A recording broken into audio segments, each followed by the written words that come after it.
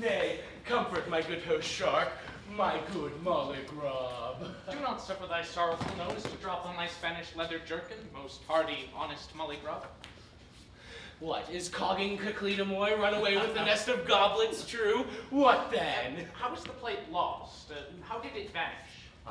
In most sincere prose thus, that woman of much money, some wit, but less honesty, the cogging Cacledamoy, is come late into mine host Malhereux's tavern here, calls for a room, the house being full. Cacledamoy consorted with her immovable chattel, the bawd Mistress Mary Foe, imparlored next the street. Good poultry was their food, blackbird, lark, woodcock, and mine host here comes in, cries, God bless you, and departs. The tapster, for female privateness' sake, is nodded out, knowing that whosoever will hit the mark of profit must grow blind with one eye, winks with the right side, and departs. He will answer for that winking with one eye at the last day. Now, Cacledamoy, perceiving none in the room, unclasps a casement to the street, very patiently, snatches up 3 bowls unnaturally, thrusts her wench forth the window, and most preposterously with his heels forward follows. The tapster returns, but alas, not only the birds, but the nest of goblets are flown away. Laments are raised, which did not pierce the heavens. The tapster moans, mine host doth cry. The bowls are gone! Nay, be not jaw-fallen, my most sharking Malhereux. I'm not jaw-fallen, but I will hang the coney-catching Cacledamoy, and there's an end of it. Is it a right stone? It shows well by candlelight. Aha! So do many things that are counterfeit. But I assure you, this is a right diamond. Might I borrow it of you? It will not a little grace my finger in visitation of my mistress. Why, use it, most sweet Lionel. Use it. Thank you, good sir. 'Tis grown high night. Gentles, rest to you. Sound wench, soft sleep and sanguine dreams to you both. Let me bid you good rest. Not so, trust me. I must bring my friend home. I dare not give you up to your own company.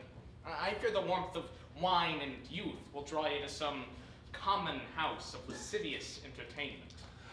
Brothels are most necessary buildings, Malhereux, and ever since my intention of marriage, I do pray for their continuance. Oh, sir, your reason? Marry, lest my house should be made one. I should have married men love the stews, as Englishmen love the Low Countries. War should be maintained there, lest it come home to their own doors. Suffer a man to have a hole to put his head in, though he go to the pillory for it. This lust's a most deadly sin, sure. Nay, 'tis a most lively sin, sure. Well, I'm sure 'tis one of the head sins. Nay, I am sure 'tis one of the middle sins. Pity 'tis grown a most daily vice. More nightly vice. Well, 'tis a sin. Aye, or else few men would wish to go to heaven. And now, I will not disguise with my friend. I am now going the way of all flesh. Not to a courtesan. A courteous one. Dear my loved sir, let me be full with you. No, sir, the strongest argument that speaks against the soul's eternity is lust. But to grow wild in loose lasciviousness, given up to heat and sensual appetite, nay, to expose your strength and health and name to the stale use, the common bosom of a money creature. Alas, poor creatures, what would you have them do? Make their living by the curse of man, by the sweat of man's brow?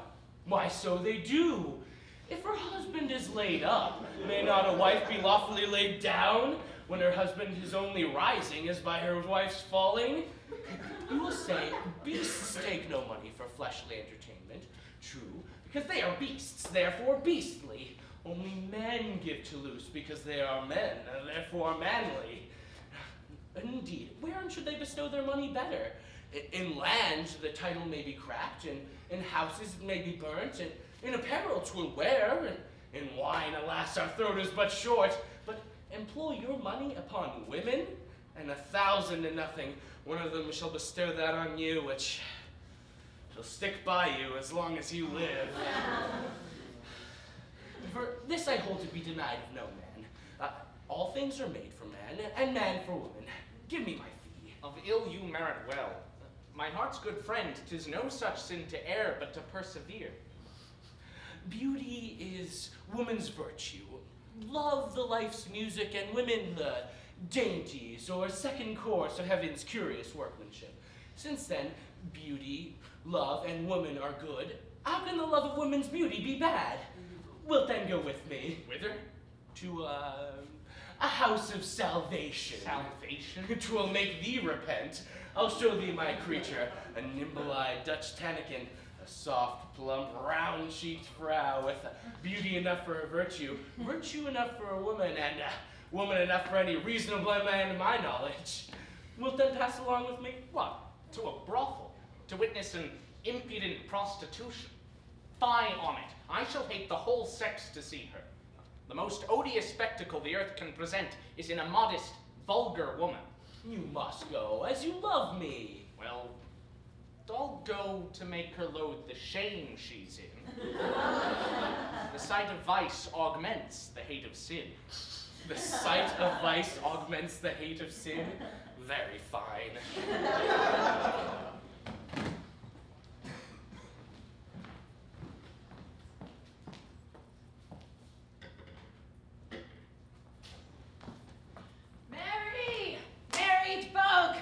Worshipful, rotten, rough-bellied bod, my blue-toothed patron of natural wickedness, give me the goblets!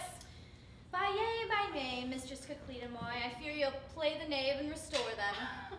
Nay, by the Lord, Anne, restitution is Catholic. Dost hear, my worshipful glister pipe? Dost hear, bod? In very good truthness, you are the foulest-mouthed, profane, railing wretch. Call a woman the most ungodly names.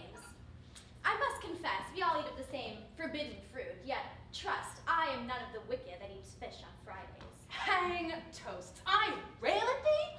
What my right worshipful organ bellows that fills the pipes, my fine rattling phlegmy cough of the lungs and cold with the pox. I rail at thee? What my right precious panders, supporters of barber surgeons and enhancers of lodium and diet drink? I rail at thee? Necessary damnation, I'll make an oration, in praise of thy most pleasurable function. I prithee do. I love to hear myself praised as well as any old lady I. List then.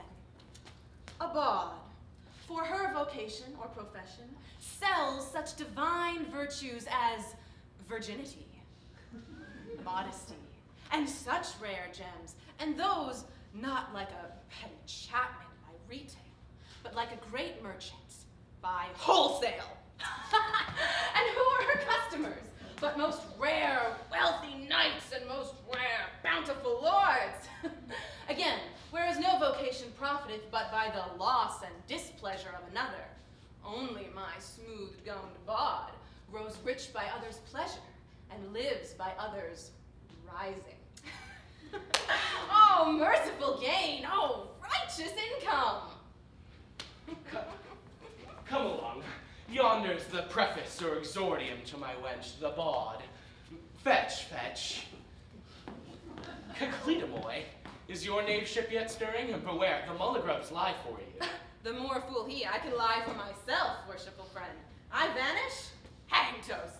That vintner will toast you and he catch you. I will draw the vintner to the stoop, and when he run low, tilt him.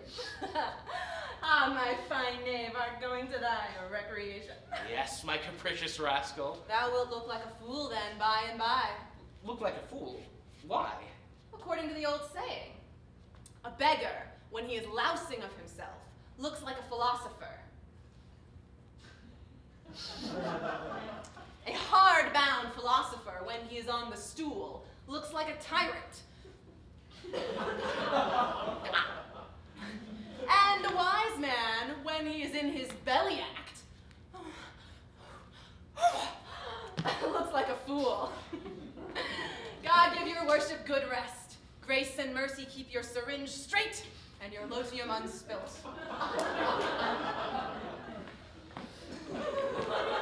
See, sir, this is she. This? This. A courtesan. A cold blood defend me. What proportion is this? My dearest love, what shall we do to requite this your great affection? Come, give entertain to my friend. Clip his neck and kiss him welcome. My heart, you are very welcome. Kiss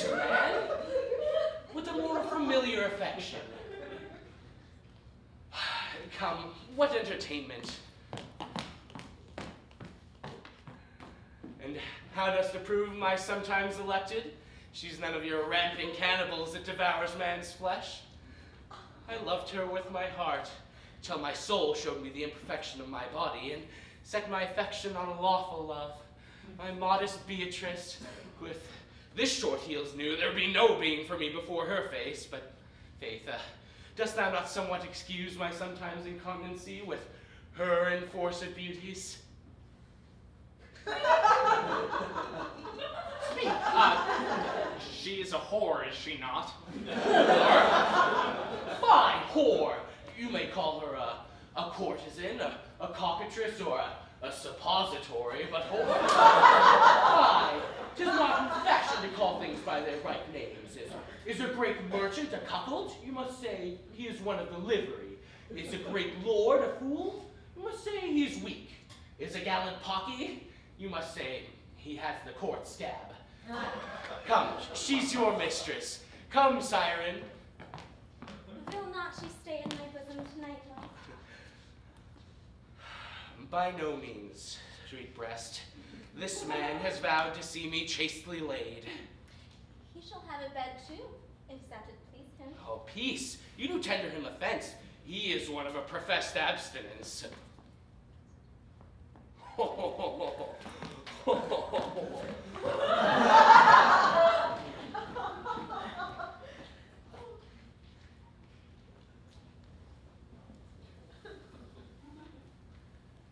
Is she unchaste? Can such a one be damned? Are strumpets then such things so delicate? Can custom spoil what nature made so good, or is their custom bad? Beauty's for use. Oh, that to love should be either shame or sin. By the Lord, he's caught. Laughter eternal. Soul, I must love her. Destiny is weak to my affection. Base love, blush not, faint breast. No love's without some lust, or life without some love. Come, my friend. What though the most odious spectacle the world can present being a modest, vulgar woman? Yet, sir, for my sake. Well, sir, for your sake I'll think better of them. Do, sir, and pardon me that have brought you in, for you know, the sight of vice augments the hate of sin. Will you go home, sir? 'Tis high bedtime. With all my heart, sir. Only do not chide me, I must confess. A wanton lover you have been? Oh, that to love should be either shame or sin! Is this? No love's without some lust, no life without some love. Come, go your ways for an apostate. Believe my cast garment must be let out for you in the seams when all is done. Of all the fools it would all man outthrust, he that against nature would seem wise is worst.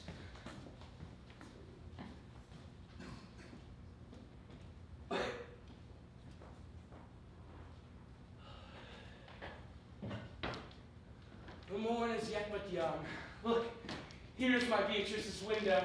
This is the chamber of my betrothed dearest, whose sweet eyes, full of loved sweetness and clear cheerfulness, have gauged my soul to her enjoyings, shredding away all those weak underbranches of base affections and unfruitful heats.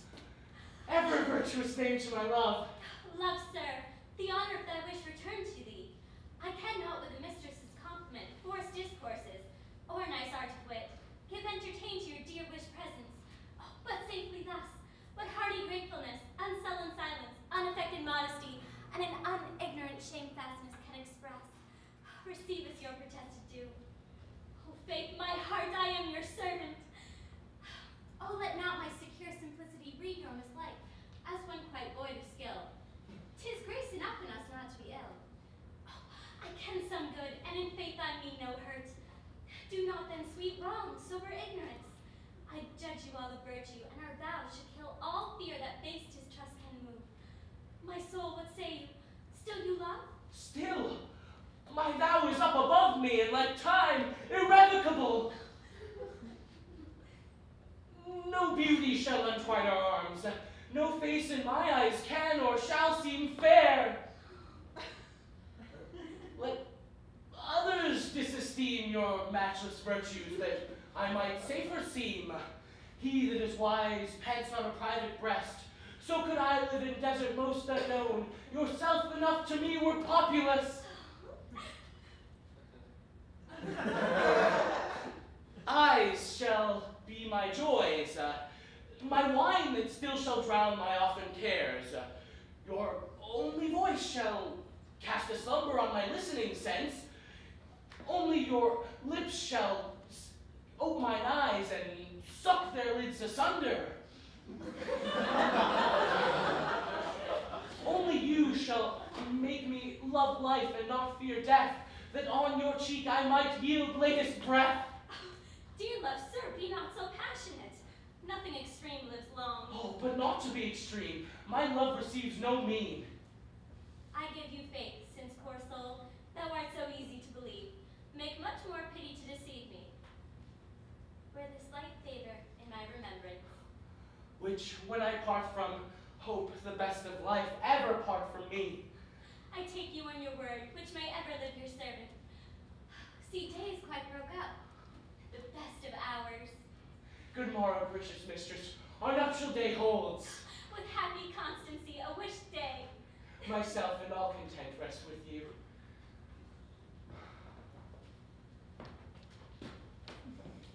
Hark how the freeborn birds carol their unaffected passions. No custom makes them blush, no shame afflicts their name.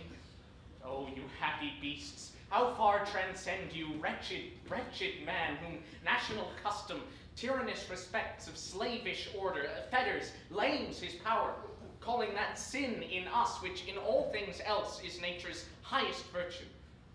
That I should love a strumpet, I, a man of snow. How shame forsake me, whither am I fallen? A creature of a public use, my friends love too. To live to be a talk to men, a shame to my professed virtue. Oh, what cursed reason! How many eyes hast thou to see thy shame, and yet how blind ones to prevent defame? The devil lies in our loins. Morrow, my friend. Come, what? I can make a tedious scene of this now, but what? Thou art in love with a courtesan. Should we hate all strumpets? Some men should hate their own mothers or sisters, a sin against kind. May it beseem a wise man to be in love? Oh, let wise men alone, 'twill beseem thee, and me well enough. Shall I not offend the vow band of our friendship? What, to effect that which thy friend effected? By no means, I resign her in faith. The creature and I must grow off. By now she has assuredly heard of my resolved marriage, and swears, God's sacrament and 10,000 devils, I'll resign in faith. I would but embrace her, hear her speak, and at the most, but kiss her. Oh, friend. He that could live on the smoke of roast meat might live at a cheap rate. I shall ne'er prove heartily received. A kind of flat, ungracious modesty and insufficient dullness stains my behavior. No matter. Insufficiency and sottishness are much commendable in a most discommendable action. You are wont to be so harsh and cold. I'll tell thee, philosophy and nature are all one, and love is a center which binds together all the common bonds of being. But howsoever you shade it, the world's eye shines hot and open on. Where errors are held crimes, crimes are but errors. Along, sir, to her, though she is a strumpet, and a strumpet is a venomed gonorrhea to man. Yet since thou art in love, and again, as good make use of a statue, a body without a soul, a carcass 3 months dead. Yet since thou art in love... Death, man, my destiny I cannot choose. Nay, I hope so. Again, they sell but only flesh, no jot affection. Yet since you needs must love... Unavoidable though folly, worse than madness. It's true. Yet since you needs must love... Clitamoy. My worshipful friend! How does your friend? Out, you rascal. Hang toast, you are an ass! And much of your worship's brain lies in your... calves. Bread a god, boy. I was at supper last night with a new weaned bulchin. Bread a god, drunk. Horribly drunk. Horribly drunk. There was a wench, one frank frailty, a punk, An honest polecat, of clean instep, smooth legs, sound thigh, and a nimble devil in her butt. Away, rogue! My fine boy, does your worship want a barber surgeon? Farewell, knave. Beware the mulligrubs. Let the mulligrubs beware the knave. What a barber surgeon, my delicate girl.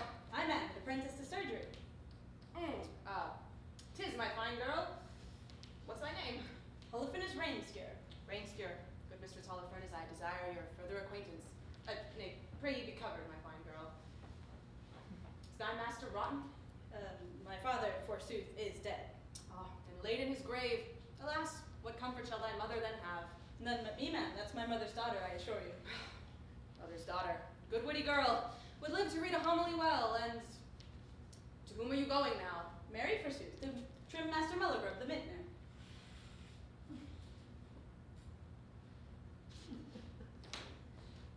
Do you know Master Mulligrub? My godfather.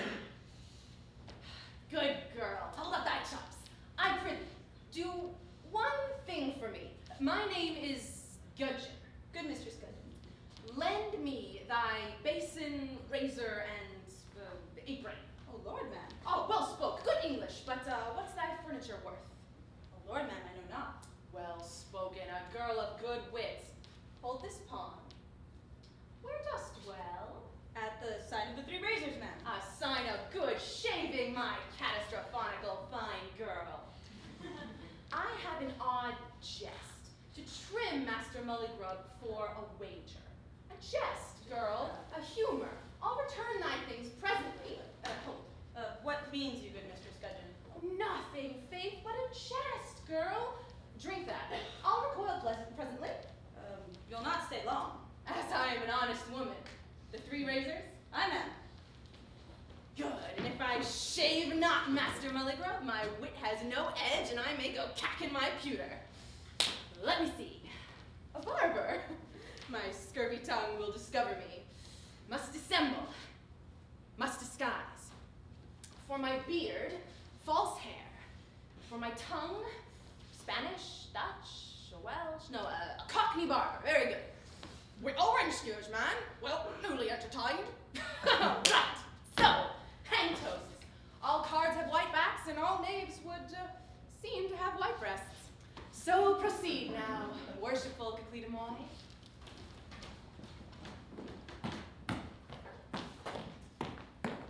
Nay, good sweet daughter, do not swagger so. You hear your love is to be married. True, he does cast you off. Right, he will leave you to the world. What then? Though blue and green, black and white leave you, may not red and yellow entertain you? God, sacrament, 10,000 devils take you. You have taken my love, my honor, my body, all to nothing. To nothing? I'll be sworn I have brought them to all the things I could. I could not have made more of you and your maidenhead had you been mine own daughter. I could not have sold your maidenhead oftener than I have done. I have sworn for you, God forgive me. I have made you acquainted with the Spaniard, Don Skirtle, with the Italian, Master Barrowain, with the Irish lord, Sir St. Patrick, with the Dutch merchant, Hans, Hercum, Glucum, Skellum, Flapdragon, with the greatest French, and lastly, with this English, yet, in my conscience, an honest gentleman. And am I grown with one of the accursed with you for my labor? Is this my reward? Am I called bawd? Well, merry foe, go thy ways, merry foe. Thy kind heart will bring thee to the hospital. Nay, good aunt, you'll help me to my as a love, will you not? Out, thou naughty belly, wouldst thou make me thy bawd? Thou spest me be thy bawd. I have kept counsel for thee. Who paid the apothecary? Was not honest merry foe? Who redeemed thy petticoat and mantle? Was not honest merry foe? Who helped thee to thy custom, not of swaggering Ireland captains, nor of 2-shilling Inzicourt men, but with wealthy art caps, honest flat caps, that pay for their pleasure the best of any men in Europe, nay, which is more in London. And dost thou defy me, vile creature? Fie. Fie upon you, bitch. Polecat. Bawd. Oh, did not you praise Freevill to my love? I did praise, I confess. I did praise him. I said he was a fool, an unthrift, a true whore master, I confess, a constant drab keeper, I confess, but what the wind has turned, it is. It is. Vile woman. Reprobate woman. Naughty woman. It is. What shall become of my poor flesh now? My body must turn turf for tuppence. Oh, devil life in mine art. I shall be revenged I shall have the rogue's throats cut, and his love, and his friend, and all his affinity shall hang, shall smart, shall die, and a legion of devils seize him, and in the hot Neapolitan pots rock him. Francischina. Oh, my dearest, kindest, sweetest, oh, my loving, my 10,000 delicate, pretty, sweet heart, my dear love's affection. Why, monkey, no fashion in you? Give entertain to my friend. I shall make the most of you that I may. Your friend is very heavy. I shall ne'er like such sad company. No, thou delightst only in light company. By my troth, he is very sad. What ails you, sir? Toothache, lady, a paltry rheum. Oh, that is Beatrice's ring. Oh, could I get it? How far off dwells the house surgeon, Malhereux? You are a profane fellow in faith. I little thought to hear such ungodly terms come from your lips. Now, 'tis but a toy, a very trifle. In faith, I care not for the value, Frank, but in faith. In faith, I must needs have it. Sweet, pretty now, if ever you have embraced me with a hearty arm, a warm thought, a pleasing touch, if ever you do profess to love me, if ever you do wish me life, give me this ring, this little ring! Prithee, be not uncivilly importunate. Shall not have it, faith. I care not for thee, nor thy jealousy. Shall not have it in faith. You do not love me. I hear of Sir Hubert's daughter, Mistress Beatrice. God's sacrament, I could scratch out her eyes and suck the holes. Go, you're grown a punk rampant. So get thee gone. Never more behold mine eyes by thee made wretched. Farewell, Frank. Shall I not have the ring? No, by the Lord. Go! Go to your new bench, your unproud sluttery, your modest mistress forsooth. Marry will I, forsooth. Will you marry forsooth? Do not turn witch before thy tongue. By all means, my friend, you will stay. I am no wit myself, but raging lust my fatal strong doth move. The gods themselves cannot be wise in love. Your wishes to you. Beauty entirely choice. Pray ye prove a man of fashion and neglects the neglected. Can such a rarity be neglected? Can there be measure or sin in loving such a creature? Oh, my poor forsaken heart. I cannot contain. He saw thee not that left thee. If there be wisdom, reason, honor, grace, or any foolishly esteemed virtue in giving or possession of such a creature, let me be vicious so I may be loved. Passion, I am thy slave. Sweet, it shall be my grace that I account thy love my only virtue. Shall I swear I am thy most vowed servant? Mine vowed? Go, go. I can no more of love. No, you are all inconstant. Oh, unfaithful men, tyrants, betrayers! The very enjoying of us loseth us, and when you only have made us hateful, you only hate us. Oh, my forsaken heart. I must not rave. Silence and modesty, two customary virtues. Will you be my mistress? Mistress? Will you lie with me? Lie with you? Oh, you men will outlie anyone. No. Faith, I'll know more of love. No matter, let me enjoy your bed. Oh, vile man! What do you think of me? Do you take me to be a beast, a creature that for sense only will entertain love? Oh, brutish abomination! Then I pray thee, love, and with thy love enjoy me.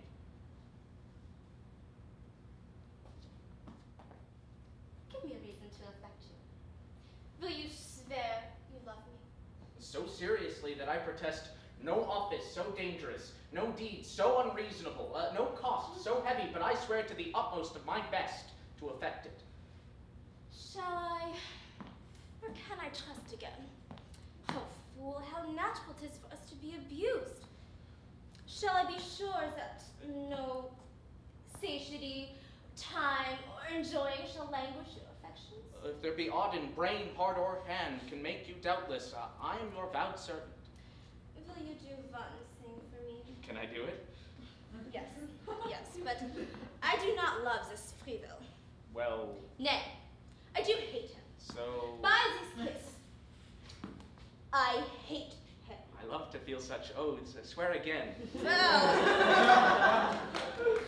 had I not made My vow. What vow? Nay, let me forget it. It makes us both despair. Dear soul, what vow? Good morrow, gentle sir.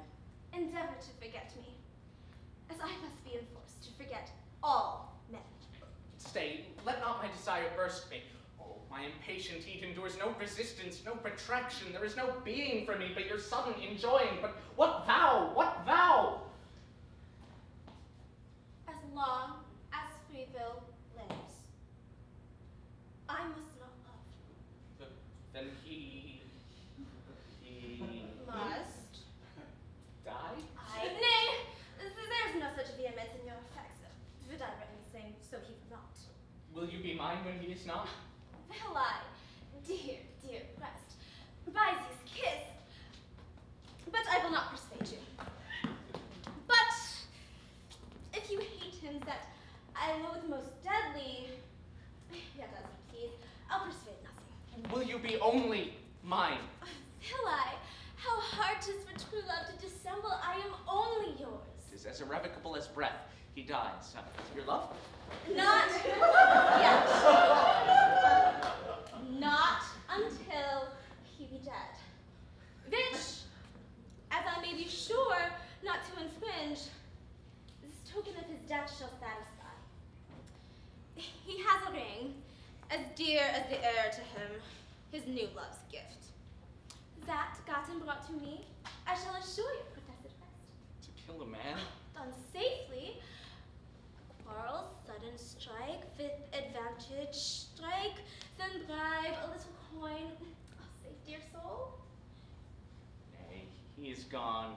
The ring, well, come, a little more liberal if I will. Not yet. My vow. Heaven, there is no hell but love's prolongings. Dear, farewell. Now does my heart swell high. First, friend shall kill his friend. He that survives, I'll hang. Besides, the chaste Beatrice, I'll vex. Only surrender. Kill my friend. Oh, 'tis to kill myself. Yet man's but man's excrement. Man breeding man as he does worms. The body of a man is of the self-same soil as ox or horse. No murder to kill these. Yet, as for that only part which makes us man, murder wants power to touch. Think more. To kill a friend, to gain a woman, to lose a virtuous self for appetite and sensual end, whose very having loseth appetite and gives satiety, whilst friendship, being spiritual, closed in virtue, tastes no such languishings or moment's pleasure with much repentance. Lord, how I was misgone, how easy 'tis to err when passion will not give us leave to think. My friend shall know it all.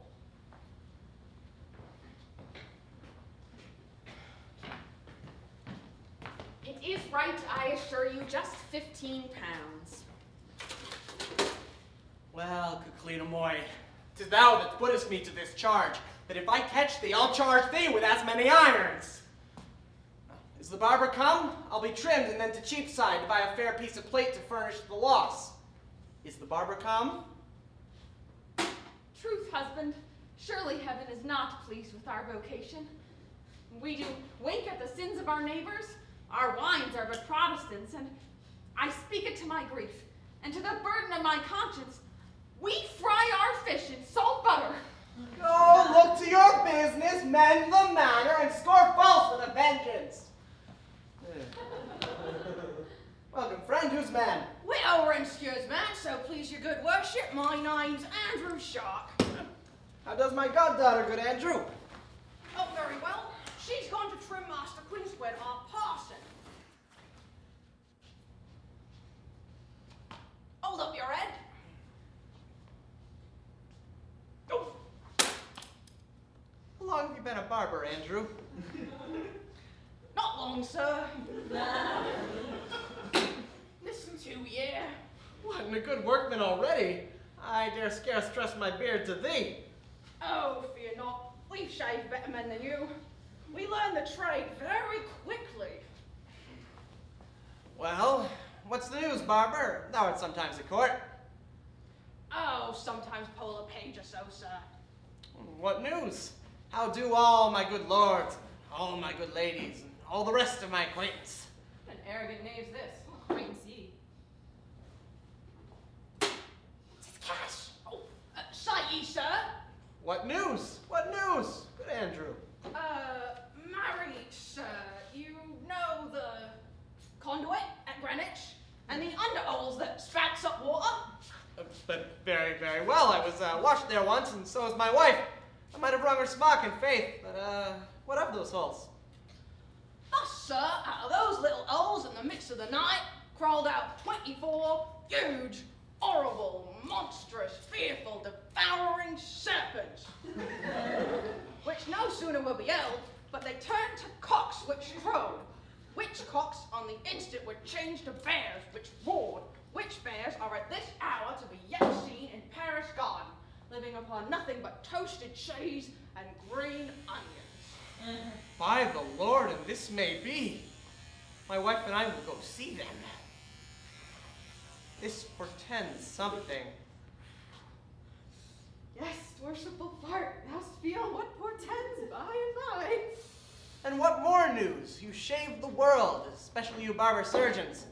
You know the ground of many things. You're cunning privy searchers. By the mass, you scour all. What more news? They say, sir, that 25 Spanish jennets ought to be seen hand in hand dance the old measures, whilst 6 of the Flanders mares plate of them on a noise of flutes. Oh, monstrous. This be a lie, my word. If this not be a lie. Nay, nay, I am no fool, I warrant. Make an ass of me. Shut your eyes close. Sure, sir, this soap will make you smart. I do wink.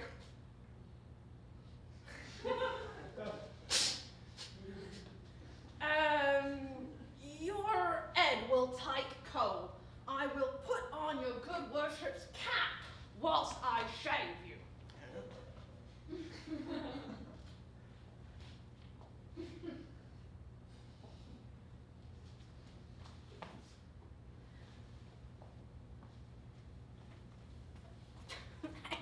Oh, sparrows must peck and complete my munch. 25 Spanish jennets to dance the old measures. Andrew makes my worship laugh in faith. Does thou make an ass of me, Andrew? Does no one concubine in town? She made an ass of me last night, but I'll ask her.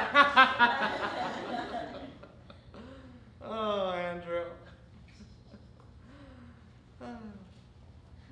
Art thou free, Andrew? Shave me well.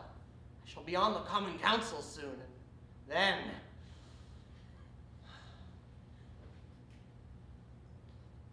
Andrew.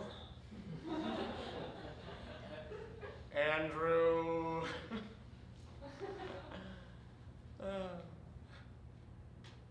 Andrew. Oh, Andrew, dost thou leave me in the suds? Why, Andrew, I shall go blind with winking. Andrew! Andrew? What means this? Andrew! Why? My money. Andrew! Why? What's the noise with you? What ails you? Where's the barber? Gone. I saw him depart long since. Why are not you trimmed? Trimmed? Oh, why, I am shaved. Did you take the money hence? I touch it not, as I am religious. Oh, Lord, I have winked fair. I pray you, Godfather, give me your blessing. Holy Fernies, where's Andrew? Blessing, Godfather. The devil choke me. Where's Andrew, thy mother's man? My mother hath none such, forsooth. My money, 15 pounds! Plague of all Andrews! Who was it trimmed to me? I know not. Only one met me as I was coming to you and borrowed my furniture for a jest sake. Cleanemoy. Cleanemoy! Raise all the wise men in the street, I'll hang her with my own hands! Good husband, good husband. Take comfort in the Lord. I'll play the devil, but I'll recover it. Have a safe conscience. It is but a week's cutting in the term. Oh, wife. Oh, wife. I will hang myself presently. I will not curse or cry, but a pox on all Cleanemoys. He has pulled and shaved me. He has trimmed me.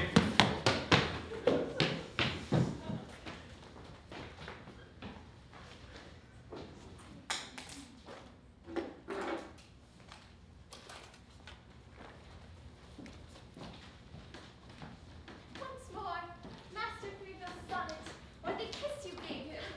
You shall have it, good nurse. Purest lips, soft banks of blisses. Self alone, deserving kisses. Oh, give me leave. Sister Beatrice, prithee read no more. My stomach of late stands against kissing extremely. Why, good Crispinella? 'Tis one of the most unpleasing, injurious customs to ladies. Soft skin save us. There was a stub-bearded John Marston with a plowman's face eluded me last day, and stuck his bristles through my lips. I have spent 10 shillings in pomade since to skin them again. Marry, if a nobleman or a knight with one loose lock visit us, though his goose turd green teeth have the palsy, his nostrils smell worse than putrefied marleybone, and his loose beard drops into our bosom, yet we must kiss with a curtsy? A curse for I'd as soon as they would break wind in my lips. Why, Crispinella? You speak too broad. No, John, sister. Let's never be ashamed to speak what we be not ashamed to think. I dare as boldly speak venery as think venery. Faith, sister, I'll be gone if you speak so broad. Oh, will you so? Now bashfulness seize you. We pronounce boldly robbery and murder and treason, which deeds must needs be far more loathsome than an act which is so natural, just, and necessary as that procreation. You shall have a hypocritical vestal virgin speak that with close teeth publicly, which you will receive with open mouth privately. For mine own part, I give thoughts words, and words truth, and truth boldness. She whose honest freeness makes it her virtue to speak what she thinks will make it her necessity to think what is good. I love no prohibited things, and yet I would have nothing prohibited by policy but by virtue, for, as in the fashion of time, those books that are called in most on sale and request, so in nature those actions that are most prohibited are most desired. Good quick sister, stay your pace. We are private, but the world would censure you, for truly severe modesty is women's virtue. Fie, virtue is a free, pleasant, buxom quality. I love a constant countenance well, but this sober, austere, lumpish, uncivil privateness that promises nothing but rough skins and hard stools. Ugh. Good for nothing, but for nothing. Well, nurse, what do you conceive of all this? Nay, faith. My conceiving days be done. Marry, as for kissing, I'll defend that. That's within my compass. As for my part, here's Mistress Beatrice is to be married to a fine young gentleman. He shall have her, and I warrant is strong. He has a leg like a post, a brow like a bull, and a nose like a lion, and a beard most fair. From the expectation, you must marry him within the week. As for now, I shall read a lecture to you both on how to behave towards your husband in the first week of your nuptials. I have broke my skull about it, I can tell you, and there is much brain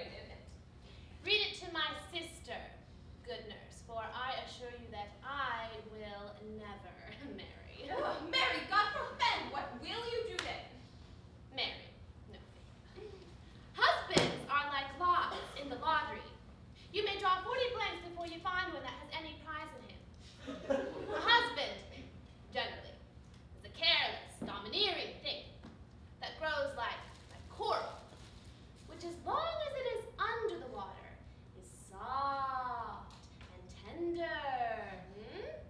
But as soon as it has got its branch above the waves, it's presently hard, stiff, not to be bowed, but burst, so that when your husband is a suitor and under your choice, Lord, how supple he is, how obsequious, how at your service, sweet lady. Then they turn like water. The more you would embrace, the less you hold. I'll live my own woman. And if worse comes to worse, I'd rather prove a wag than a fool. Oh, but a virtuous marriage. Virtuous marriage? There is no more affinity betwixt virtue and marriage than betwixt a man and his horse.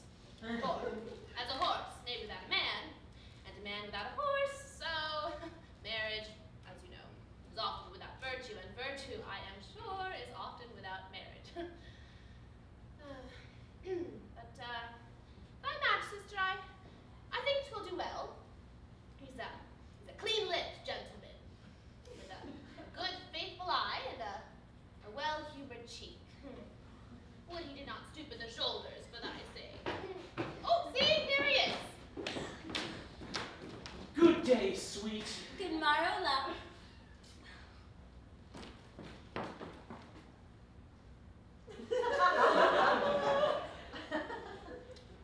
Good day, servant. Good morrow, sweet life. Life! Oh, dost thou call thy mistress Life? Life? Yes, why not life? Oh, how many mistresses hast thou? So nine. Oh, well then thou hast 9 lives, like a cat. Oh, meow, you would be taken up for Now, that. nay, let me still sit. We low statures love still to sit, lest when we stand we may be supposed to sit. Does not wear high court shoes. Monstrous ones.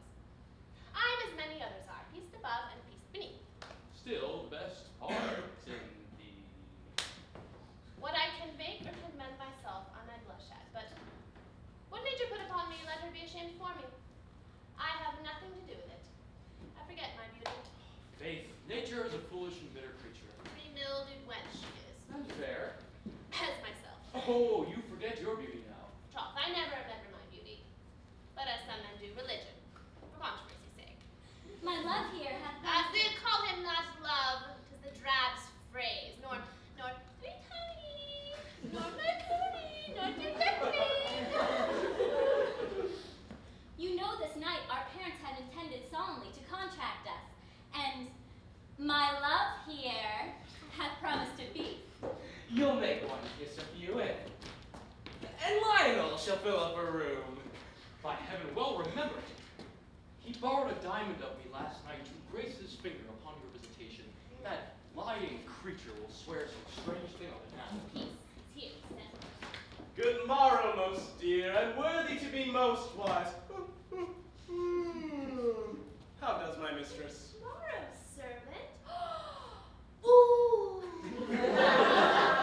You blister! Prithee, let's see that stone. A toy lady I bought to please my finger. Why, I am more precious to you than your finger. Oh, yes, or than all of my body, I swear it. Well, then let it be bought to please me. Come, I'm no professed beggar. Don't chop, mistress, I protest. None, you trick Protestant for such a toy. In good deed, I'll give you another. Is it you? Yes. Oh, God. Oh. Nay for that. Oh. Now I remember. I have seen this on my servant Tissaview's finger. Such another. No, I'm sure this is it. Trump, 'tis forsooth the poor fellow wanted money to pay for supper last night, and so pawned it to me. 'Tis a pawn in faith, or else you should have it. How now, ye, thou base lying! How dares thy impudence hope to prosper? Were it weren't for the privilege of this respected company, I would so hang thee. Come hither, servant. What is the matter betwixt you two? Nothing, but hark you, he did me some uncivil discourtesies last night, for which, because I should not call him to account, he desires to make my any satisfaction. The poor coward trembles at my very presence, but I have him on the hip. I'll take the forfeit on the ring. What's that you whispered to her? Nothing, sir, but hark you that the ring was not pawned, but indeed lent by you to grace my finger, and so told her I craved your pardon for indeed being too familiar, or indeed overbold with your reputation. Yes, indeed, he did. He said he desired to make you any satisfaction for an uncivil discourtesy you did him last night, but he said he had you on the hip and would take the forfeit of your ring. How now, ye pernicious vermin? Hold, my mistress speaks by contrary. Oh, contrary. Oh, faith, she jests. She only jests. Sir, I'll know more of your service. You are a child. I'll give you to my nurse. And I, yet as old as I am, can tell you what to do with them.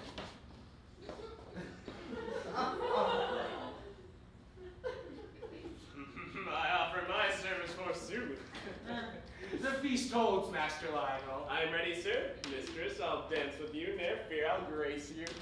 I can tell you my singles and my doubles, my falling forward and my falling back, yet in faith. Why, so now every dog has his bones gnawed.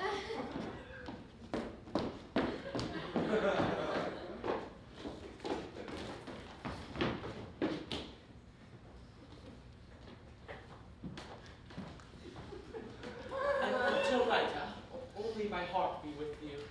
Adieu, my love.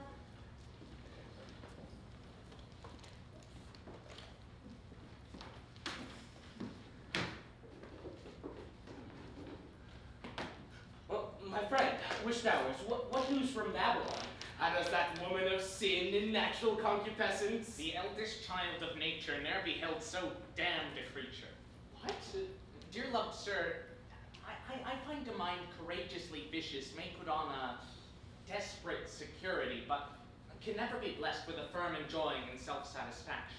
Well, what passion is this, my dear Pyramus? This as well. We both may jest, contented to your death. What?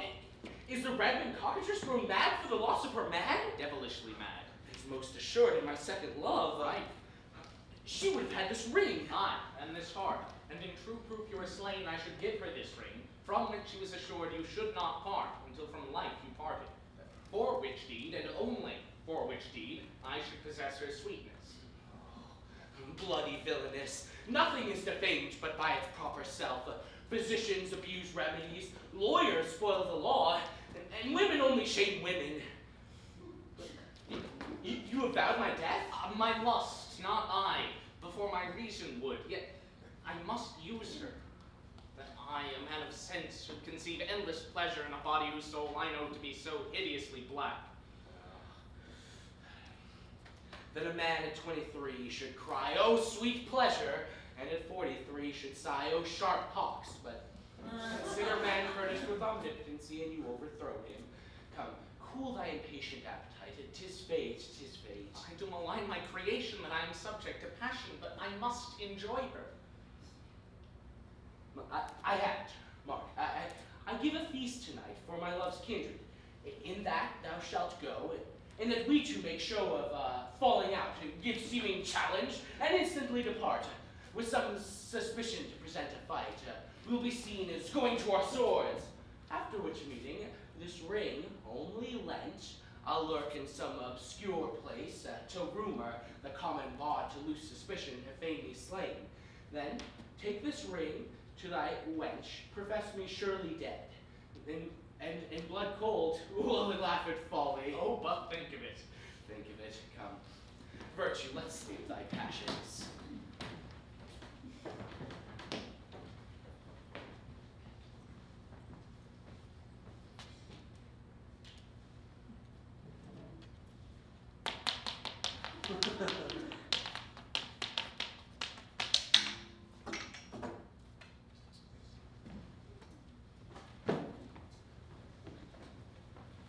I'm not at this time furnished, so here's my bond for your plate. Oh, well, your bill had been sufficient. You're a good man.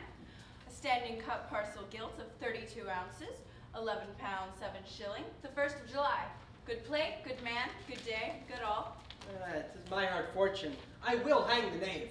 No, first, she shall half-rotten fetters in the dungeon, her conscience made despairful. I'll hire a knave on purpose, shall assure her she is damned, and after see her hanged without singing any psalm. Oh, Lord, that she has but one neck. You are too tyrannous. You'll use me no further. Well, only to carry the plate home. I have an occasion of an hour's absence. Oh, well, with easy consent, sir. We'll be very careful, I pray thee. It's my wife's own hand. Secure yourself, sir. To her own hand. Fear not. I've delivered far greater things than this to a woman's own hand. Monsieur, please you to buy a fine, delicate bowl, a sweet bowl, a camphor bowl? Oh, prithee away. Or a bowl to scour, a scouring bowl, a bowl to be shaved? For the love of God, talk not of shaving. Mischief, I have been shaved. Mischief and 1,000 devils seize her, I have been shaved.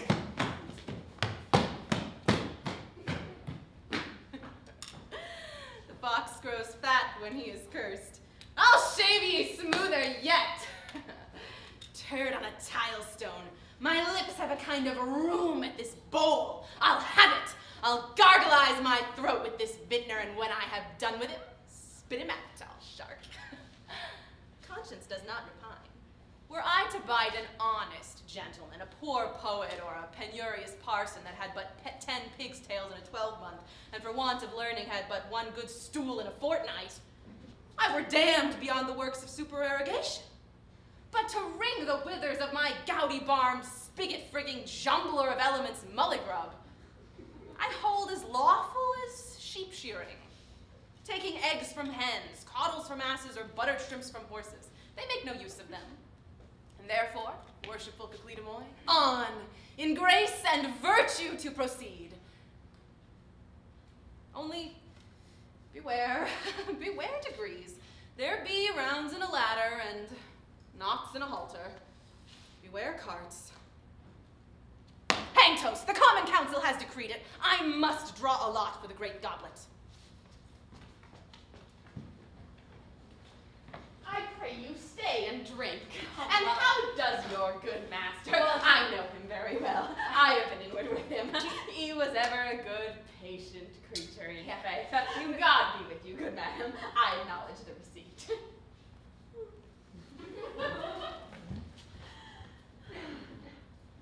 I acknowledge all receipt. Sure, 'tis very well spoken. I acknowledge the receipt.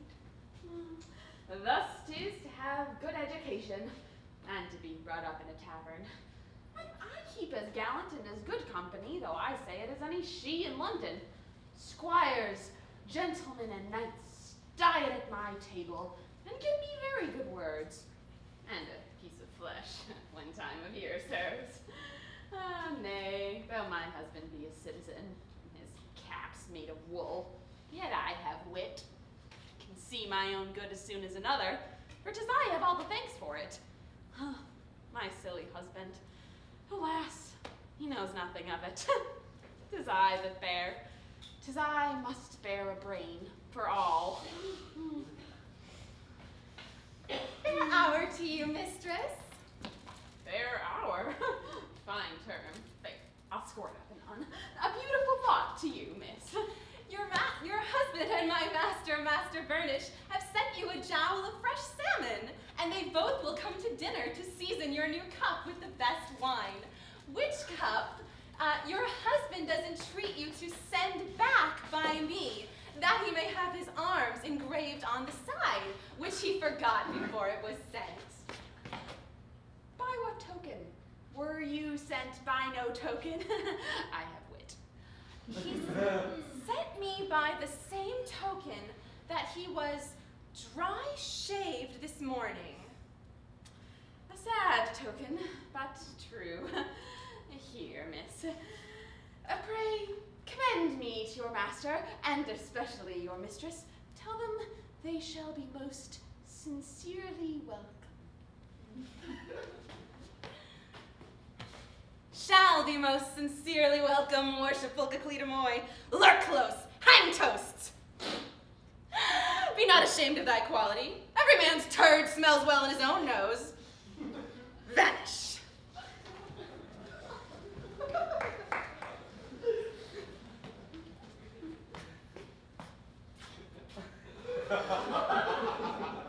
This parlor does so smell. Profane tobacco. Oh, I could never endure this ungodly tobacco. I was a gentlewoman once. By my sister's side, I tell thee so methodically. Methodically? I wonder where I got that word.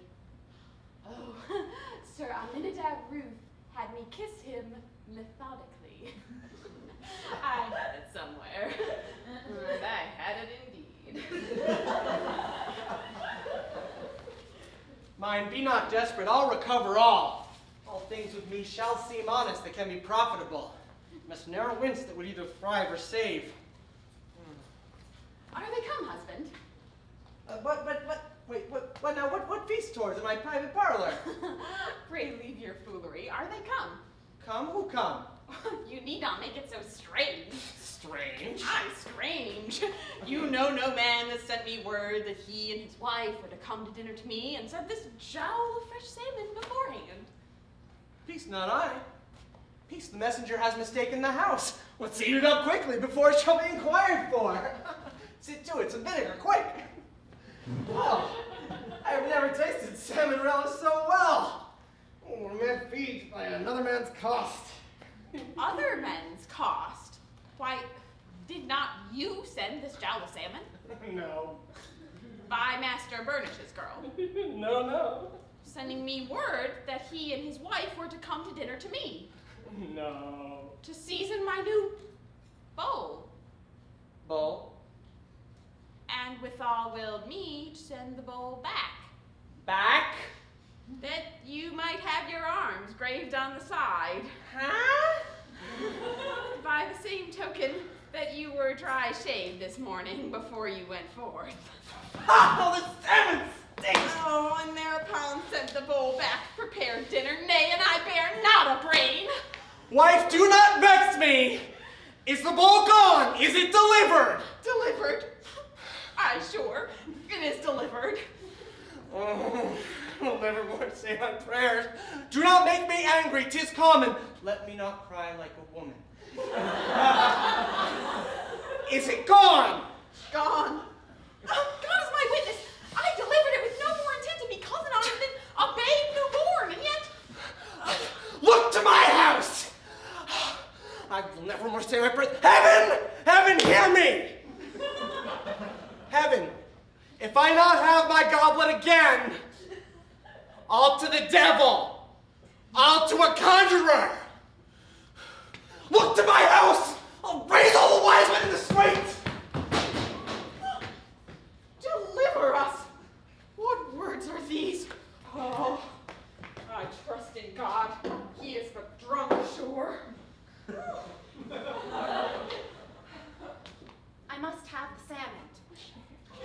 Now for the masterpiece. A fair mistress, my master. Have I caught you?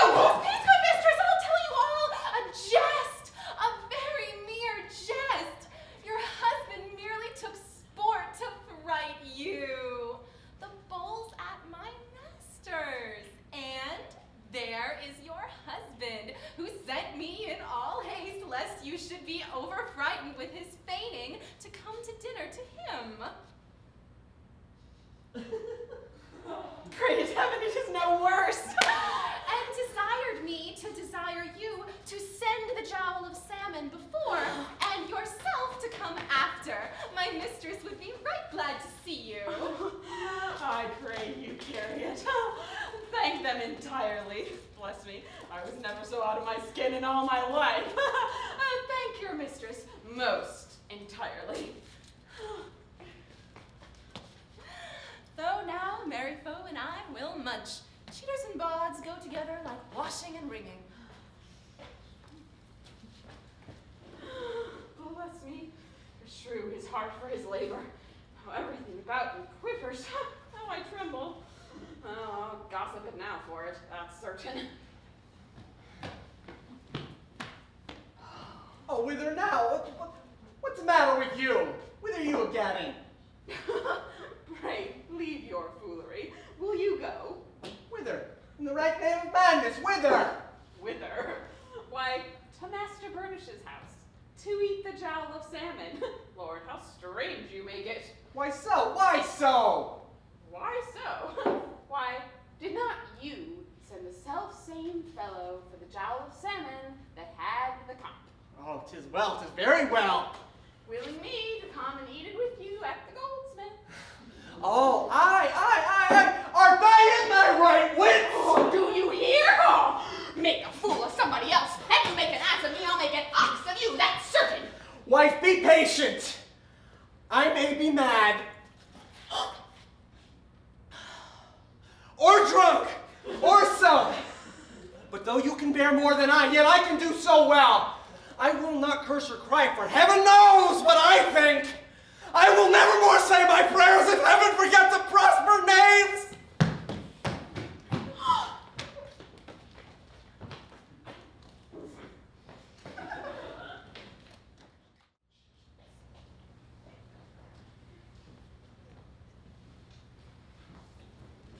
Welcome, Lionel, and brother Freevill Shorsley. Daughters? Oh, hark, they are at hand, right handsomely.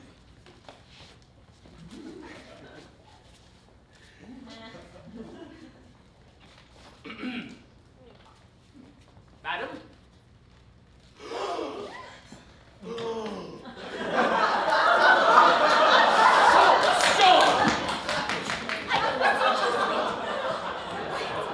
Do not let me provoke your fortune. What sudden flaws risen? From whence comes An this? ulcer, long time lurking, now is burst. Sir, the time and your designs are soft.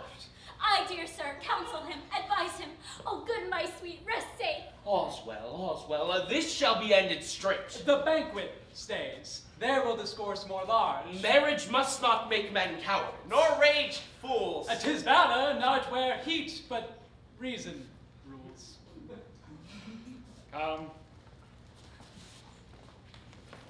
Oh, but do you hear, lady, who proud ape you? What was the jest you break of me even now? Nothing.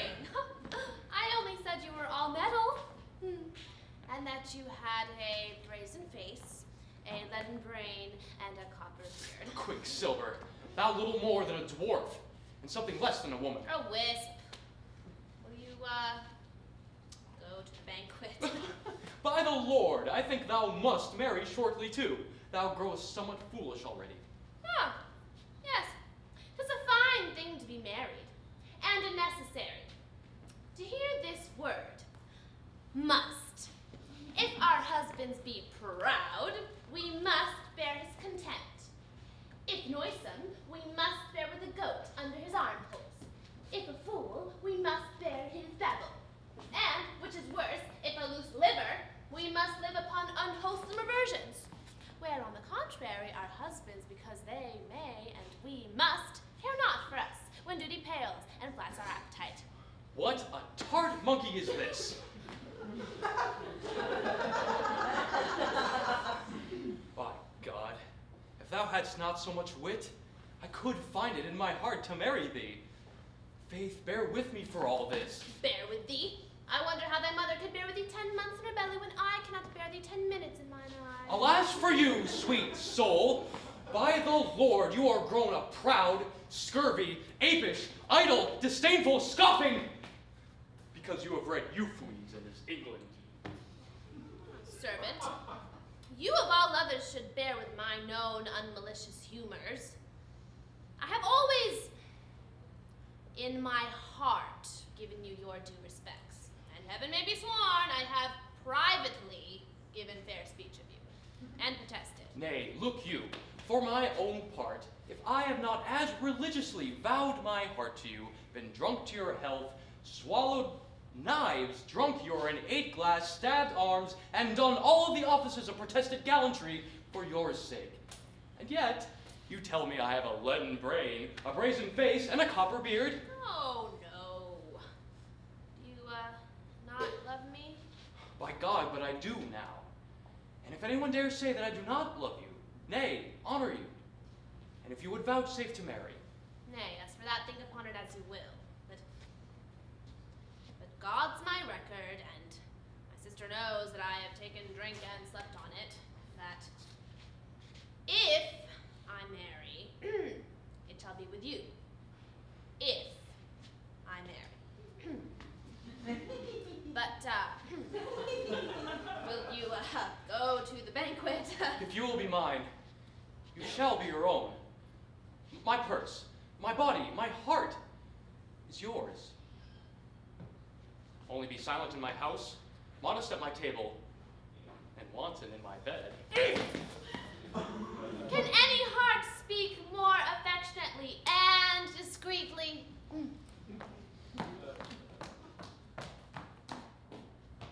So, hymen should begin. Sometimes a falling out proves falling in.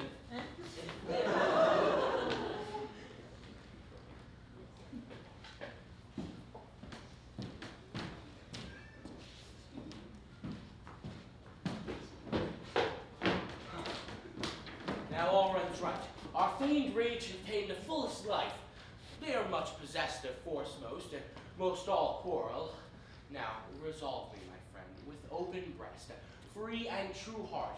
Cannot thy virtue, having space to think and fortify her weakened powers with reason, discipline, discourses, meditations, divine ejaculatories, and all those other aids against devils, cannot all these cool thy impatient appetite and sensual fury? There is no God in blood, no reason in desire. Shall I but live? Shall I not be forced to act some deed whose very name is hideous? No. Then I must enjoy Francischina. You shall. I'll lend this ring, take it to that fair devil, and protest me surely dead, which rumor with my artificial absence will make most firm. Enjoy her suddenly.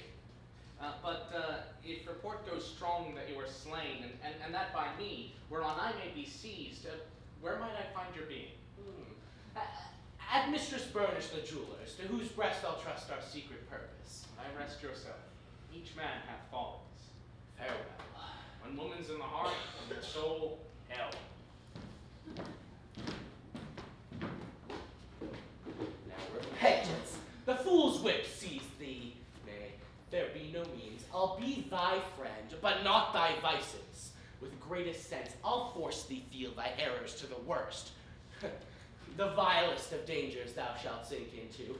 No jeweler shall see me. I will lurk where none shall know or think. Close I'll withdraw and leave thee with two friends, a whore and a knave. But is this virtue in me? No, not pure. Nothing extremely best with us endures. But then let my course be borne, though with sidewind. The end being good, the means are well assigned.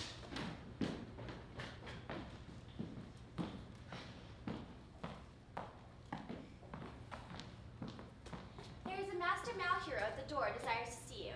He says he must not be denied, for he has sent you this ring, and withal says 'tis done. God sacrament, what shall I do? Tell him 2 hours hence. Tell him, what shall I do? Tell him I am in my bath, and I am perfuming my sweets to make my body most delicate for his arm. 2 hours hence. I shall satisfy him 2 hours hence. Well, Now I shall be revenged. By God, I shall tartar the whole generation. My brain works on it. Freevill is dead, and Malhereux shall hang. And my rival Beatrice, I shall make her mad. he's gone forsooth to eat a coddle of cockstones, and will return within his 2 hours. Very well. Give money to some fellow to squire me. I shall go abroad. There's a lusty bravo beneath, a stranger, but a good stale rascal.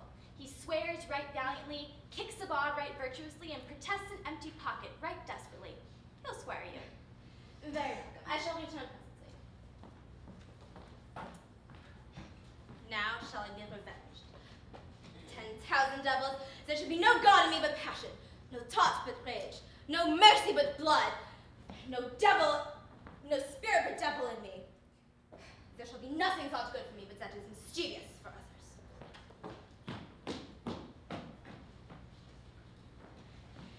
Has no one seen him since? Pray God. Nay, all is well. What? A little heat. He is but withdrawn. And yet I would to God. But fear you nothing. Pray God that all be well, or would I were not. It's not to be found anywhere. Beatrice, you must not make a heavy face, presage an ill event. I like your sister well. She's quick and lively. Would she marry, Faith? Marry? Nay, and I would marry. Methinks an old man's a quiet thing. Mass, and so he is. You are a widower? That I am in Faith Crispinella, and would you affect me, I have it in me yet in Faith. Ooh! Ah! I am in love. Oh, give me your hand. Would you cast yourself away upon me so willingly? Will I? Would you be a cuckold willingly? Oh, what a fine sight it is for someone of my years to marry an old man. Truth, 'tis restorative. What a fine thing it is to think upon her husband, to hear his venerable cough of the everlasting, to feel his rough skin, his summer hands, his winter legs, his, assuredly, no eyes, and, no teeth, and then to think what she must dream of when she considers others' happiness and her own wants. 'Tis a worthy and notorious comfortable match. Pish, pish, pish, will you have me? Will you assure me? £500 dowry. That you will die within the fortnight? No. No, in Faith Crispinella. Then Crispinella, in vain, shall have none of you.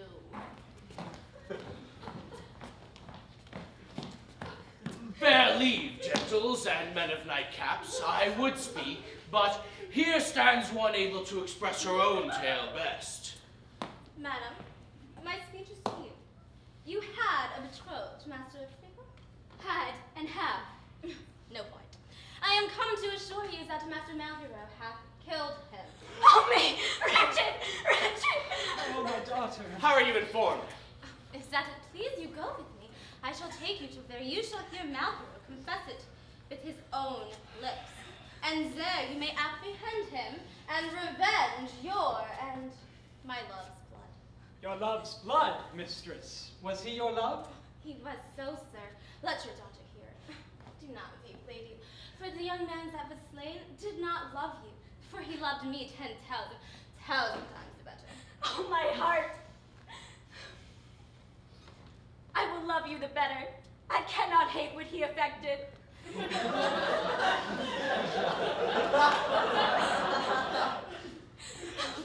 Oh, passion, oh, grief, which way will break, think, and consume? Peace, sister. Dear woes cannot speak. For look, lady, this is your ring that he gave me with most bitter jest as your scorned kindness. He did not ill not to love me, but sure he did not well to mock me. Gentle minds will pity, though they cannot love. Yet sleep, and in my love sleep with him. I was not so ambitious of so supreme a happiness that he should only love me. 'Twas joy enough for me that I, poor soul, should only love him. Oh, to be abused, scorned, scoffed at. Oh, 10,000 devils by such a one and unto such a one. I think you say not true. Sister, shall we know one another in the other world? What means my sister? I would fain see him again. Oh, my tortured mind! Freevill is more than dead. He is unkind. Convey her in. And so, sir, as you said, set a strong watch. Aye, sir, and so pass along with this same common woman. You must make good. I will, or I shall pay for it with my own blood. Come then along all, with quiet speed. Oh, fate. Oh, sir, be wisely sorry, but not passionate. I will go reveal myself. Stay. No. Grief endears love. Heaven, To have such a wife as happiness, to breed pale envy in the saints. With what a suffering sweetness, quiet modesty, yet deep affection she received my death. And then with what a kind yet oppressed patience she received my lewdly intimated wrongs. Oh, the dearest of heaven. Well, I'm great with expectation to what foul end this woman of devilish soul means to drive her plots.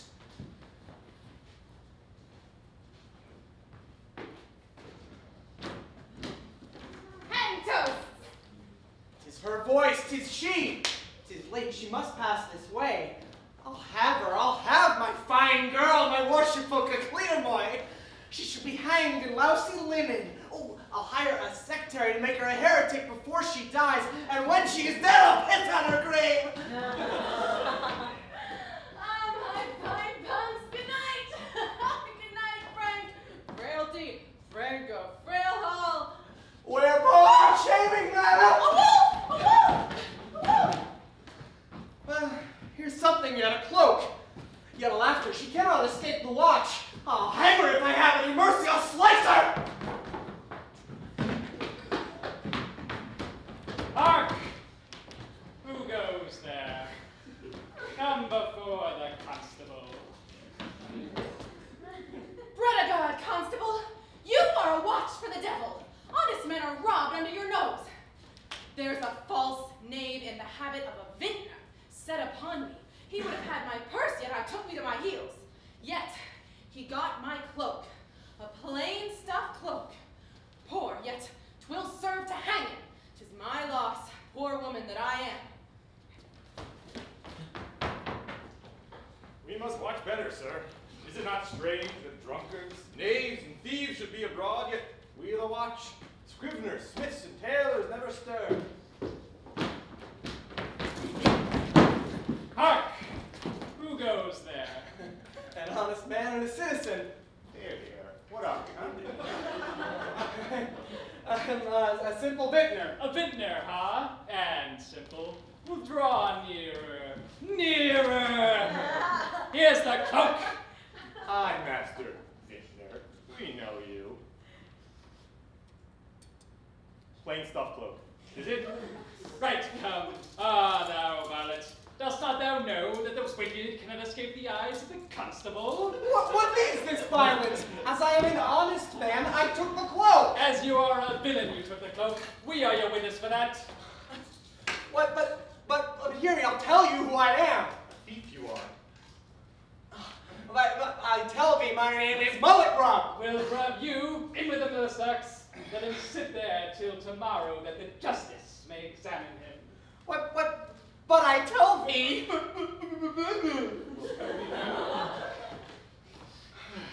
Am I not mad? Am I not an ass? Why, scabs, Godfoot, let me out! Let him prate. You shall find matter in us scabs, I warrant. What good members of the Commonwealth do we prove? Prithee, peace. Let's remember our duties. And let's go to sleep, in the fear of God.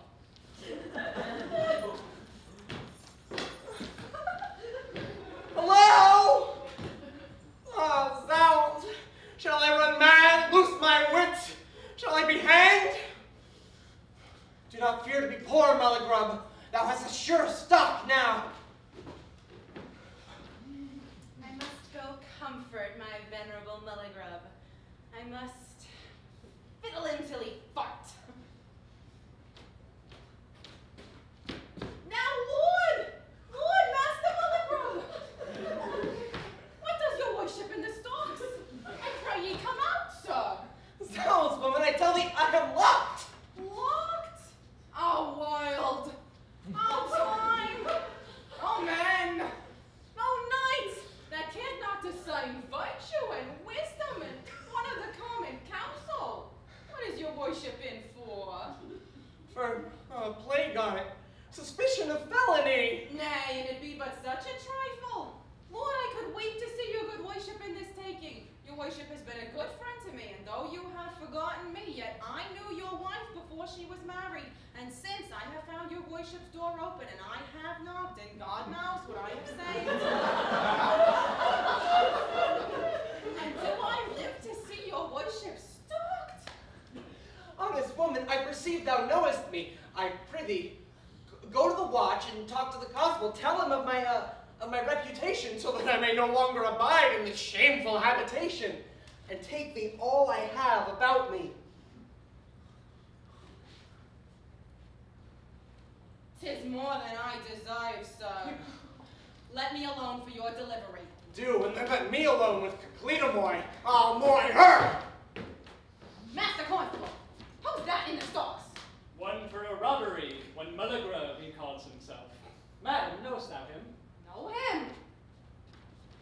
Oh, Master Constable, what good service you have done. Know him. He's a strong thief. His house has been suspected for a bawdy tavern a great while, and a receipt for cut prices. 'Tis most certain. He has long been in the black book, and is he taken now? By your lady will trust no stocks with him. Like to the justice with him. Get a warrant for Newgate presently. Come on, come on. Ha! Does your rascalship yet know my lordship in the end? Aye, the end of your lordship we know. But here's an honest woman to tell you what I am. Yes, 'tis true. You're a strong thief. She has it on her own knowledge. Fine fast. Why, We'll trust no stock with you. To the jail with him instantly. But honest woman, rogue, rascal, varlet. Why, but Excellent, my fine Jacobean, my vintner fists. I'll make him fart crackers ere I have done with him. Tomorrow is the day of judgment, and afore God, my knavery grows unparalleled.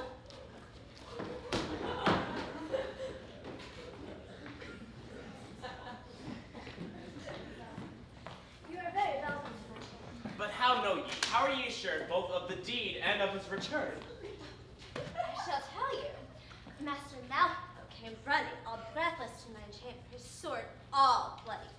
He told me he had killed Master Freevill, and begged me to conceal it. I flattered him, bid him bring money, so he should live and lie with me. He went whilst I, after my much love to Freevill, betrayed him. Fear not, 'tis well. Good works get grace for sins. Then, all rested there. The net is laid. Now I shall be revenged. If there was a dog that Freevill loved, I would poison it. For no, the deepest hell is not so fell as a revenging woman. Oh, cousin Frank, the party you know of, Master Malhereux, the gentleman by my side.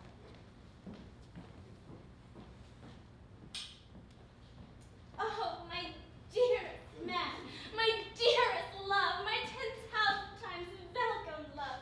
Oh, you are so. What shall I call you? What sweet, honey name shall I call you? Any from you is pleasure. Come, my loving prettiness, where is your bed? I long to touch your sheets. Not that, my sweet, soft-lipped love. You shall not gulp down all delights at once. No, no, I'll make you chew your pleasure with love. The more degrees and steps, the more delight, as the more endeared is pleasure's height. What? Oh, you are a learned wanton and proceed by art. Go, little bag. Pleasure should have a crane's long neck to relish as the ambrosia of delight. And I prithee tell me, for I love to hear manhood very much in faith. Oh, I prithee tell me, how did you kill Master Freevill? Why, quarreled on purpose, drew him out, singled him, and having the advantage of my sword and might, ran him through and through. And what did you do to him when he was struck? I dragged him by the heels to the nearest wharf and spurned him in the river. Seize him! Oh, monstrous! Oh, ruthless villain! What mean you, gentlemen, by heaven? Speak not of anything that's good. Your errors give you passion. Freevill lives. Thy own lips say thou liest. Let me die if at Burnish the jeweler's he lives not safe untouched. Meantime, to strictest guard and to sharpest prison. Oh, wicked, wicked devil. Sir, the day of the trial is this morn. Let us prosecute this to the severest end and sharpest rigor. Woman, we thank thee, with no empty hand. strumpets are fit for something. Farewell. I, fit for hell, O thou irretrievable, beyond all measure of grace damned immediately. Things of beauty created for sweet use, soft comfort, and as the very music of life. Custom should make so unutterably hellish. Freevill live at Master Burnish's. Freevill is dead, and Malhereux shall hang. And sweet devil, that Beatrice would run mad.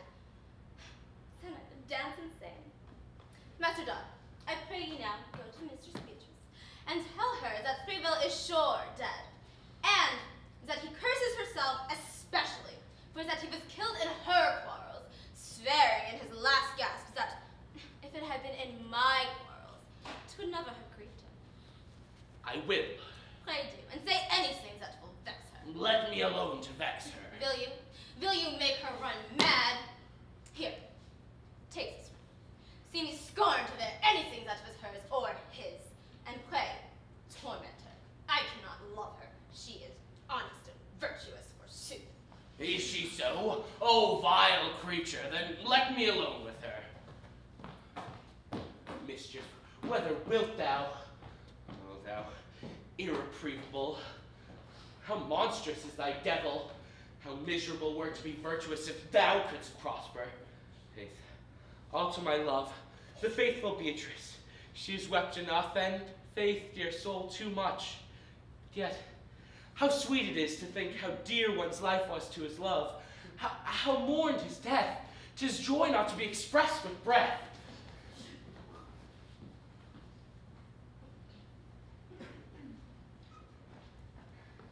Sister, cannot a woman kill herself? Is it not lawful to die when one should not live? Sister, it's a question not for us. We must do what God will. What God will? Can our torment be his glory, or our grief his pleasure? Does the nurse's nipple, when juiced over with wormwood, breed the child that should not suck? And does heaven, when it hath made our breath bitter unto us, say we should not live? Oh, my best sister, to suffer such wounds when one may escape this rod is against nature. That is against God. Sister, sure Freevill was not false. I'll gauge my life that strumpet out of craft, or some second end hath masked him. Oh, my sister, if he were not false, whom have I lost? And if he were, what grief to such unkindness! From head to foot I am all misery. Only in this some justice have I found. My grief is like my love, beyond all bound. My servant, Master Tissafe, desires to visit you. For grief's sake, keep him out. His discourse is like the long word on Rivicabilitudinatatibus. Great deal of sound and no sense. His company is like parentheses to a discourse. You may admit it, leave it out, it makes no matter. Gentle creatures, by your leave. Sir, all I can say of you is that you are uncivil. You must deny it. By your sorrow's leave, I come to bring solace and make sweet your grief. My Beatrice. Oh, the gentlest soul is swooned! My sister! Cursed be my indiscreet trials, oh my measure. She stirs. Give air. She breathes. Where am I? How have I slipped off life? Am I in heaven? Oh, my Lord, though not loving by our eternal being, yet give me leave to rest by thy dear Son. Am I not in heaven? Oh, eternally much loved, recollect your spirits. You do speak. I do see you. I do live. Oh, I would not die now. Let me not burst with wonder. Call up your blood. I live to honor you as the admired glory of your sex. Nor ever hath my love been false to you. Only I presume to try your faith too much, for which I most am grieved. Brother, I must be plain with you. You have wronged us. I am not so covetous to deny it. But yet when my discourse has stayed your quaking, you will be smoother lit. And the delight and satisfaction which we have all got under these strange disguisings. When you know, you will be mild and quiet. Do you then live? And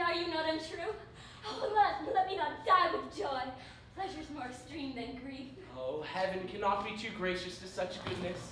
I will discourse to you the several chances. But hark, I must yet rest disguised. The sudden close of many drifts now meet. News, news, Oysters, news. oysters, oysters, oysters.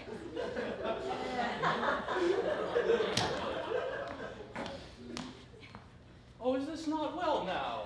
Is this not better than lowering and pouting and puling, which is hateful to the living and vain to the dead? For my own part, let my wife laugh at me when I am dead, so she'll smile upon me whilst I live. But to see a woman whine, and yet not dry her eyes, mourn, and yet keep her cheeks fat, this now is somewhat ridiculous. Lord, Lord, how you prate. And yet, I was afraid in faith that I should have seen a garland on this beauty's hearse. But time, truth, experience, and variety are great doers with women. But what's the news? The news, I pray you. I pray you. Never pray me, for by your leave you may command me. 'Tis this, the public sessions, which this day hath passed, hath doomed to death ill-fortuned Malhereux. But sir, we heard he offered to make good that Freevill lived at Burnish the Jewelers. And 'twas but a plot betwixt them two. Oh, aye, he gauged his life with it. But know that when all approached the test, Burnish denied that she saw or heard of any such complot, or of Freevill, so that his defense appeared so false, that like a madman's sword, he struck his own heart. He hath the course of law, and instantly must suffer. But the jest, if hanging be a jest as many make it, is to take notice of one Malhereux, a sharking vintner. What of him, sir? Nothing but hanging. The whoreson slave is mad before he hath lost his senses. Was this fact clear and made apparent, sir? Oh, no, faith, suspicions. For 'twas thus protested. A cloak was stolen. The cloak he had himself confessed by force. The rest of his defense, the choler of a justice, wronged in wine, joined with malignance of some hasty jurors. The knave was cast. But Lord, to hear his money, his prayers, his wishes would make a dead man rise and smile, whilst he observed how fear can make men vile. Shall we go to the execution? I shall be ruled by you. By my troth, a rare motion. You must haste. Will you man us? You shall be our guide. I am your servant. Ha! Servant? Zounds, I am no companion of Pandar's. You'd best make him your love. So will I, sir. We must live by the quick, you say. Oh, death! A virtue! What damned thing is this? Who will now trust fair faces, vows, and tears? By death, not I. She is a woman. That is, she can lie. Come, come. We're not a man of time to make all ale whose goodness you conceive not.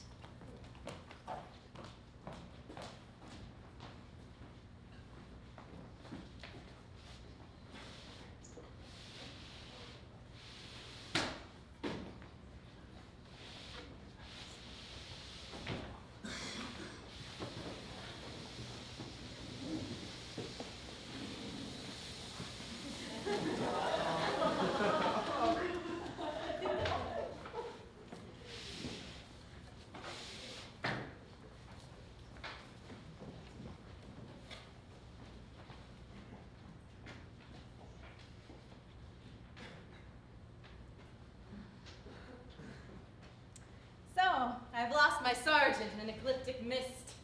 Drunk, horribly drunk. He's fine. So now, will I fit myself? I hope this habit will do me no harm. I am an honest man already. Fit as a punk's tail that serves everybody. By this time, my vintner thinks of nothing but hell and sulfur. He farts fire and brimstone already. Hang toasts. The execution approacheth.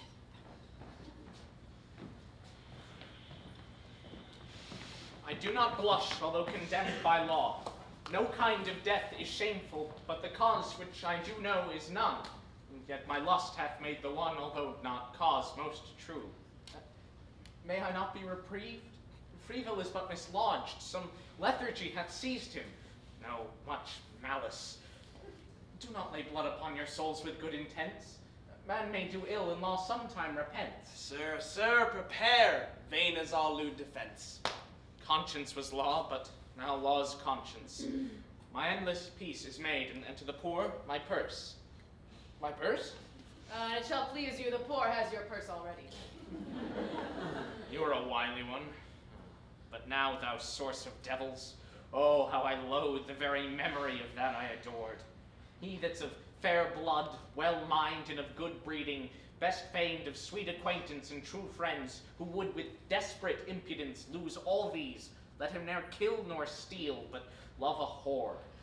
As a man does, babe. Think of God, and with the world, the flesh, and the devil, farewell. Farewell! Farewell!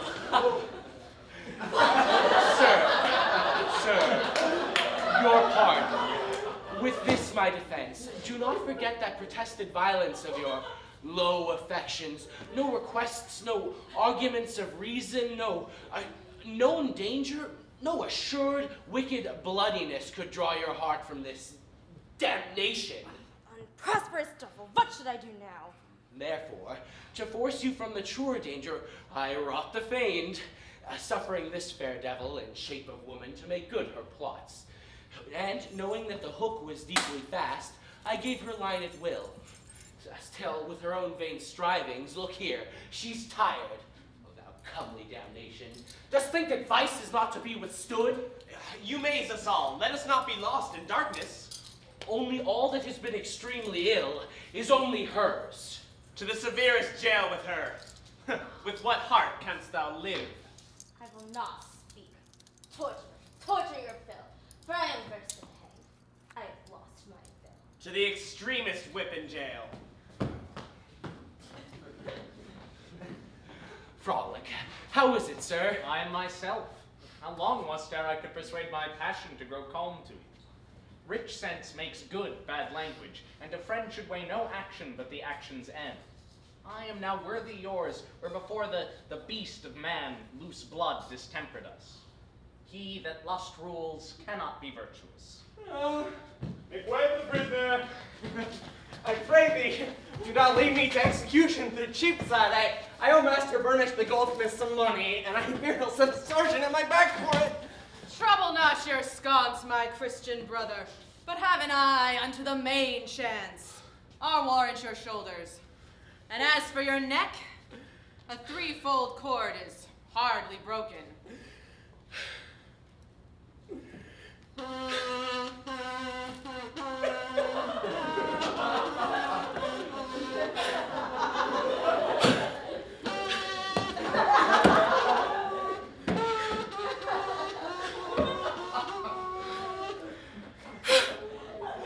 Well, I am not the first honest man to be cast away, and I pray I shall not be the last.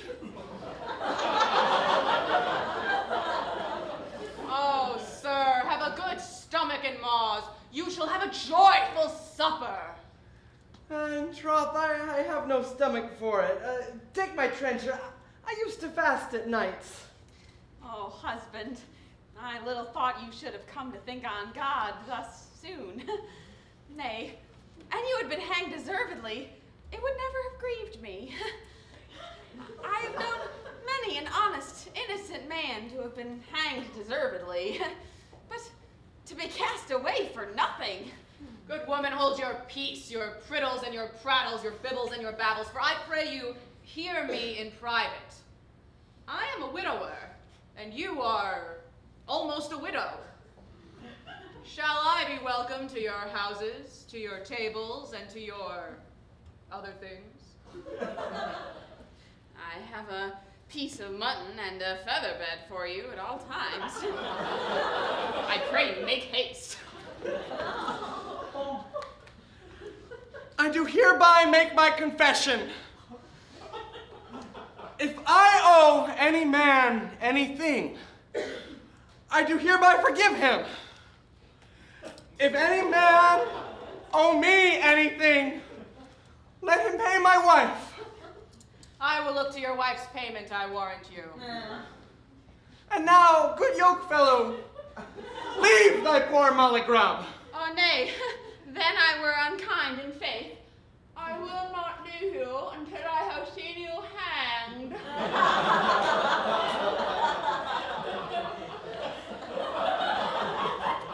Brother, you must think of your sins and iniquities.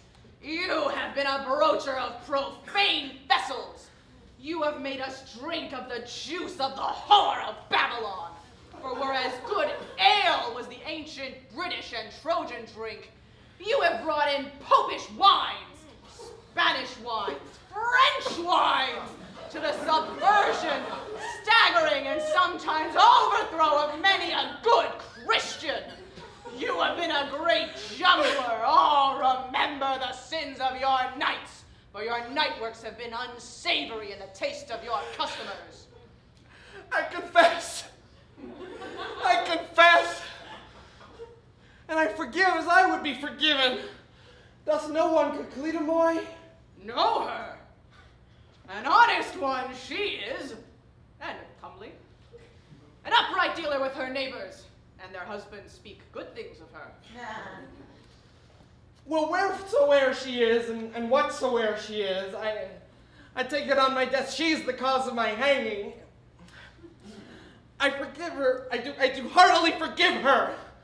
And I would that she would come forth, for that she might save me, for she only knows the wherefore and the why. You do from your hearts and midriffs and entrails forgive her, then. You will not let her rot in rusty irons, procure her to be hanged in lousy linen without a song, and after she is dead, piss on her grave?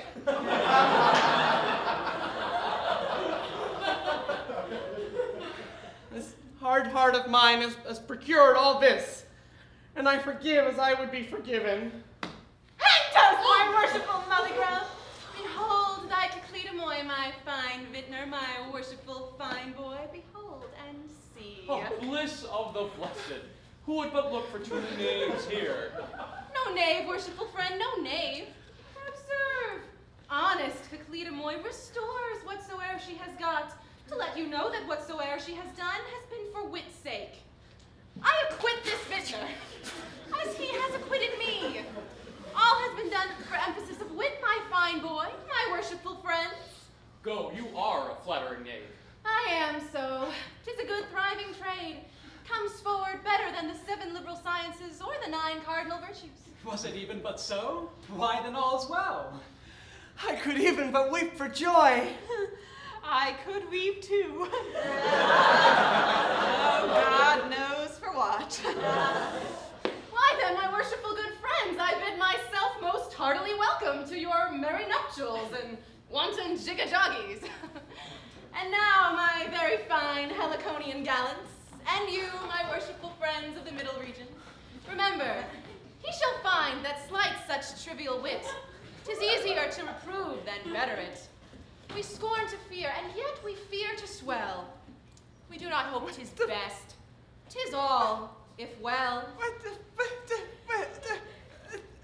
Wife!